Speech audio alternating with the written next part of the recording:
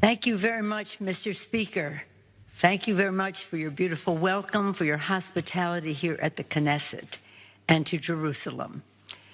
Your kind words are words that I will treasure. I accept on behalf of my very distinguished Congress of the United States, represented by so many of our members here this morning.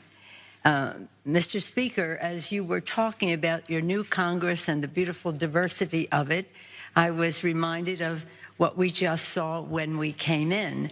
My colleagues, we saw a tribute to the Knesset for its 50th anniversary given to the Knesset, built on olive wood, but on it the representations of the beautiful diversity of Israel.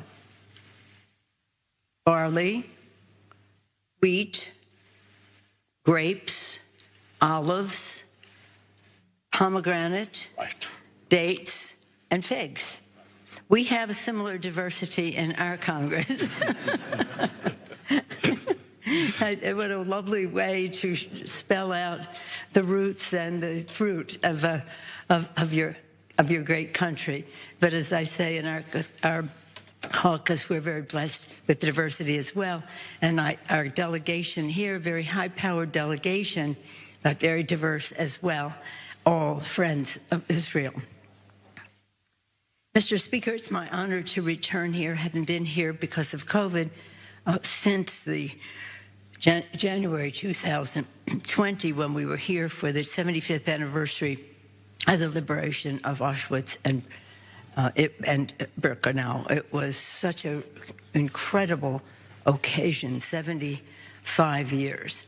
And to be here again in front of the Chagall, this beautiful expression of art, which unifies us all. Thank you.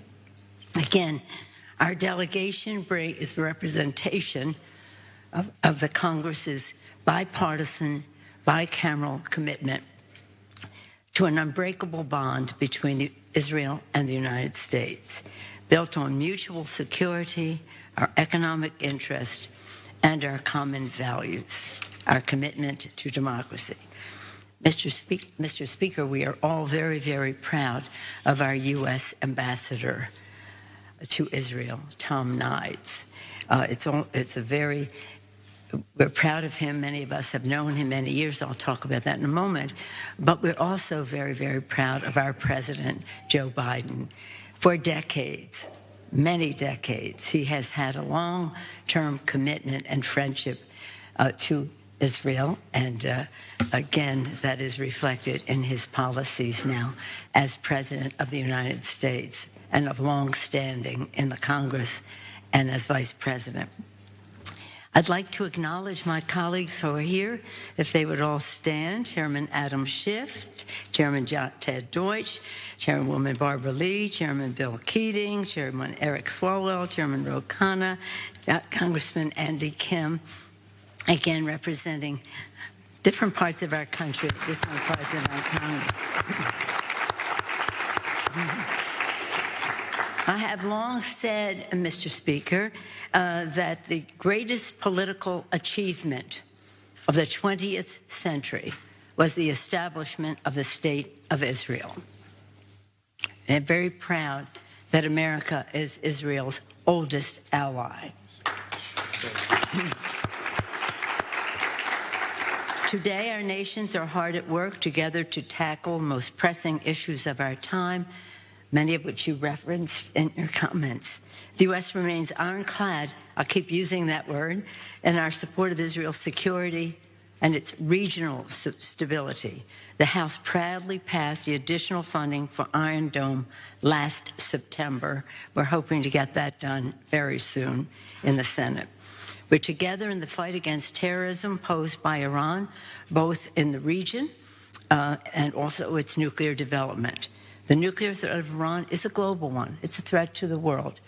Israel's proximity to Iran is a concern to all of us, and we are a responsibility for all of us. We applaud the government of Israel for its strong leadership on the COVID crisis and continue to work as we all continue to work to vaccinate the world and end this pandemic. But you, Israel, you all have been the leaders. And our nations will continue our partnership addressing the climate crisis, which poses an urgent threat to public health, economic security, and national security by dint of migrations, competition for resources, competition for habitat, and a security threat. Our delegation is also here to reaffirm America's commitment to just and enduring two-state solution, one that enhances stability and security for Israel, Palestinians, and their neighbors.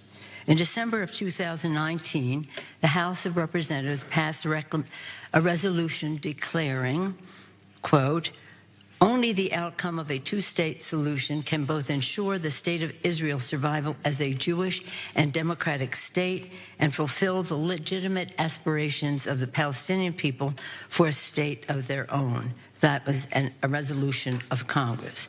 And our nation will continue to work with Israel toward this solution as we pave a path toward peace with your leadership. In all the challenges we face, the relationship between the Knesset and the Congress is crucial and long-standing.